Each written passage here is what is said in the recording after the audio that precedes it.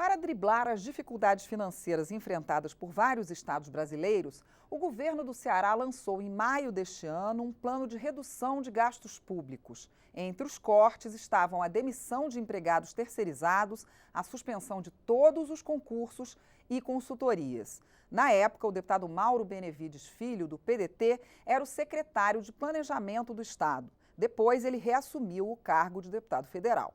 É com ele que eu converso agora. Eu sou Mariana Monteiro e este é o Palavra Aberta. Olá, deputado, bem-vindo de volta. Que bom estar aqui mais uma vez na Câmara para poder contribuir com esse ajuste que o Brasil e os estados brasileiros e municípios também precisam. Deputado, quais os cortes que foram efetivamente feitos de maio para cá? Bom, primeiro fazer uma retrospectiva rápida de medidas de continuidade de ajustes que o estado do Ceará vem tendo. Eu vou me limitar aos últimos 12 anos, ou 13 anos, aqui no caso, porque são 8 anos na gestão do governador Cid e agora 5 anos na gestão do governador Camilo Santana. E várias medidas estão sendo tomadas ao longo dos anos. Por exemplo, a alteração da alíquota previdenciária de 11 para 14 já foi feita desde 2016. Você ajustar o tamanho do custeio da máquina também foi feito naquele ano e antes, já mesmo em 2013. Fizemos o teto do gasto, uma emenda constitucional com o teto do gasto totalmente diferente da União, que a União ela controla a despesa primária. Lá no Estado nós propusemos controle da despesa primária corrente. Por que essa palavra corrente? Para o nosso telespectador entender. Porque o investimento é em despesa primária. Então o que é que acontece com o governo federal? Previdência aumenta, o gasto com a folha aumenta, o custeio em si aumenta, e aí, por exemplo, os meus alunos da sala de aula perguntam, professor Mauro, e como é que o governo federal está cumprindo o teto? Por uma razão muito simples, ele vai lá no investimento e corta o investimento. O Brasil, que já chegou a investir 114 bilhões de reais por ano, o governo federal vai investir em 2020 19 bilhões. Portanto, quem está pagando o pato do teto do gasto, quem não está controlando absolutamente nada, são os investimentos, diferentemente da nossa emenda constitucional. Nós proibimos, por exemplo, Mariana, refis. Ou seja, pelos próximos 5 anos, é proibido refis no estado do Ceará. Só essa medida aumentou em quase 2% a receita corrente líquida do estado. Por quê? A perspectiva futura de abrir mão de receita foi eliminada. E eu vou dar um exemplo aqui do governo federal. De 2000 a 2017, o governo federal fez 31 programas de refinanciamento, os mais popularmente conhecidos como refis.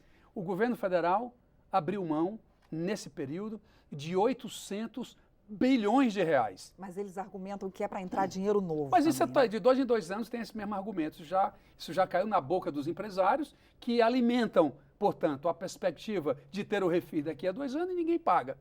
Por isso que eu realmente comprovei na prática.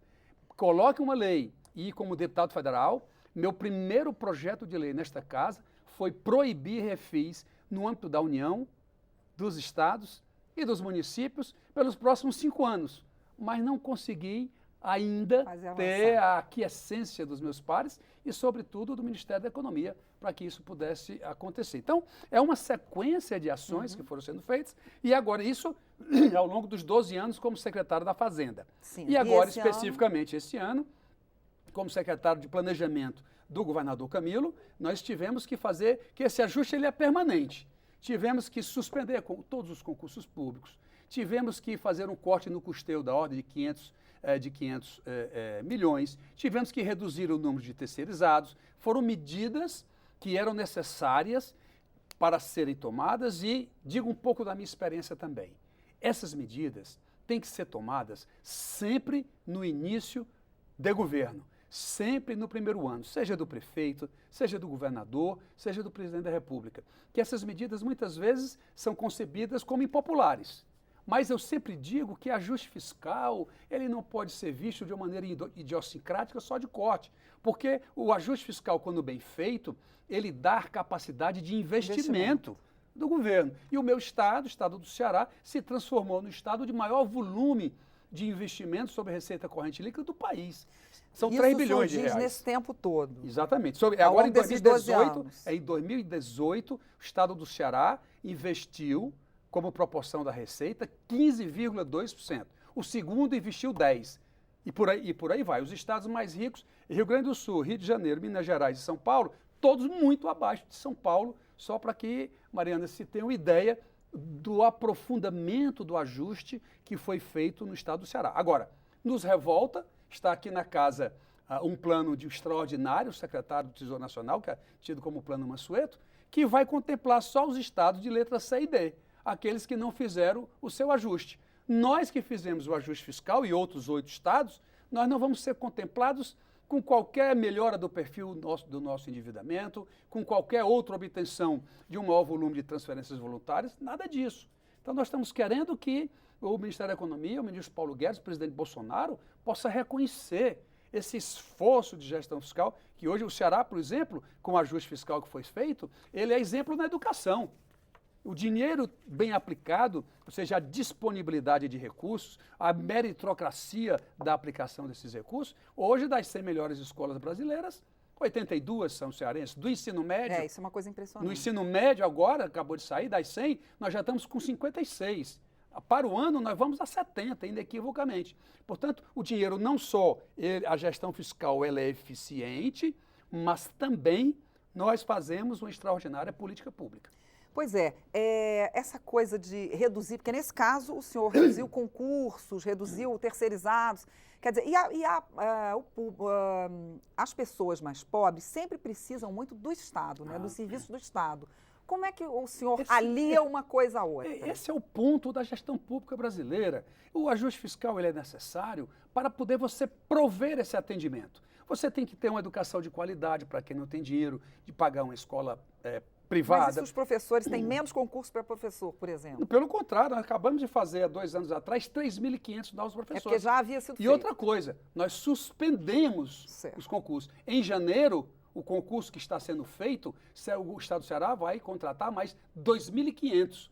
Eu estou falando de então já vão voltar. Sim, a palavra você usou bem na abertura, suspensão, para poder dar tempo do Estado ajustar a sua receita e, ao mesmo tempo, compatibilizar uma receita, uma despesa, digo melhor, com o tamanho da sua receita. Você não pode viver para pagar a despesa corrente, para pagar custeio, para pagar pessoal exclusivamente. Então, o seu ponto é crucial, porque cada Estado... Se você quer saber se um Estado é eficiente fiscalmente, em vez de estar usando o que os economistas chamam de resultado primário, que isso é coisa com pouca objetividade, vai lá no tamanho do investimento dele, vê quanto está sobrando para ele fazer educação, saúde, infraestrutura, segurança pública. Então é um ajuste mesmo ali no começo para que depois possa-se de novo colocar dinheiro. No meu linguajar eu digo que é 1 ano de ajuste, 3 anos de bonança. Ou seja, você prepara o Estado e isso tem que ser reproduzido. Quer ver outra medida?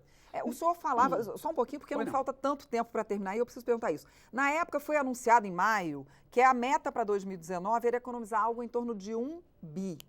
Quanto o senhor acha que foi, nós estamos em novembro, quanto o senhor acha que conseguiu se economizar? Até setembro, nós já tínhamos 680 milhões já economizados. Em outubro deve entrar mais uns 120, 800. Portanto, a meta é altamente factível. Eu compreendo também que o mês de dezembro sempre tem alguns pedidos adicionais de créditos que acontecem. Se não chegar no 1 bilhão, chegarmos a 850, 880, com certeza é um ajuste muito forte que é raro um Estado conseguir uma dimensão dessa. Quer ver outra medida importante do lado da Receita? Que eu estive com o Ministério da Economia, estive com a equipe, estive com o meu colega e amigo, o ministro Paulo Guedes, cortar 10% dos incentivos fiscais. Nós cortamos no Ceará há muitos anos. Aqui vão fazer por emenda constitucional, cortar 10%. Lá na cesta básica, aqui no governo federal, eu tenho dito em todo canto para popularizar isso. Como é que pode um salmão pagar 0 de PIS/COFINS? Como pode... Produto de luxo. Produto de luxo. Como pode o queijo suíço pagar 0 de PIS/COFINS? Gente, vamos agir, vamos fazer com que a Receita, eu não sei se foi feito... Modificar as alíquotas, então, de acoldo com o tipo de produto. Voltar à alíquota da cesta básica, que é 7 ou o que quer que seja. no ICMS e depois a alíquota correspondente do PIS/COFINS. Então, são coisas de gestão. No que esses 600 milhões de até agora vão poder ou já estão sendo empregados? Como eu disse, o foco, primeiro, estados e municípios, que vai ser parte do Pacto Federativo agora, nós somos obrigados a aplicar no mínimo 25% em educação e aplicar no mínimo 12%. Os municípios têm que aplicar 15% em saúde, os estados 12%. Só aqui são 37% em duas áreas sociais bastante relevantes. Nós temos que aplicar também, o estado do Ceará aplica no mínimo 12% na segurança pública. Então, 37 com 12 já são 49. Portanto, metade você tem uma vinculação. E aí o Estado tem investido muito em infraestrutura também. Nós ampliamos o porto do Pecém e recebemos o maior investimento privado da América Latina, que foi uma siderúrgica com 18 bilhões de reais de investimentos. Isso, inclusive, transformou o Ceará em um estado deficitário no seu setor exportador e passou a ser agora grande exportador. Quando você faz exportação menos importação, o Estado exporta mais do que importa. Exporta agora. mais do que importa. Há Veja, quanto tempo? Isso já tem uns 9 meses. Ou seja, as placas de aço já estão... Esse ano, então. Foi esse ano. Se eu não me engano, foi novembro do ano passado. Um ano atrás. Bem recente também. Ou seja, o aço, que é já uma coisa de valor agregado, é muito mais forte do que exportar uma própria soja, ou lá no Ceará exportar produtos como a castanha do caju, a lagosta, ou o que quer que seja. Então, realmente o porte do Estado, ele cresceu. Tanto é que a perspectiva de crescimento do seu produto interno bruto esse ano será 2 vezes a perspectiva do Brasil. O Brasil está previsto... As manchas de óleo chegaram lá, não? Chegaram muito pouco, né? Muito pouco. O Estado fez um trabalho muito forte, o governador Camilo partiu mesmo para cima para já recolher tudo isso, mas eu tenho notícias que isso não acabou. Apesar de ter sido vazado pelo país inteiro, está chegando ainda pouquinhas manchas, mas ainda chegando. Portanto, nós não podemos desmobilizar toda a estrutura que está montada, a nossa estrutura do meio ambiente no Estado tem trabalhado muito fortemente. Deputado, infelizmente, nosso tempo acabou. Chama o senhor aqui um outro dia. Falar depois sobre a reforma administrativa que o governo está propondo, que nós já fizemos muita coisa lá no Estado do Ceará. Que chegou há pouco tempo aqui, as novas medidas econômicas. Muito obrigada. Eu conversei com o deputado Mauro Benevides Filho, do PDT, sobre o plano de ajuste fiscal que está em curso no governo do Ceará. O deputado é ex-secretário de Planejamento do Estado.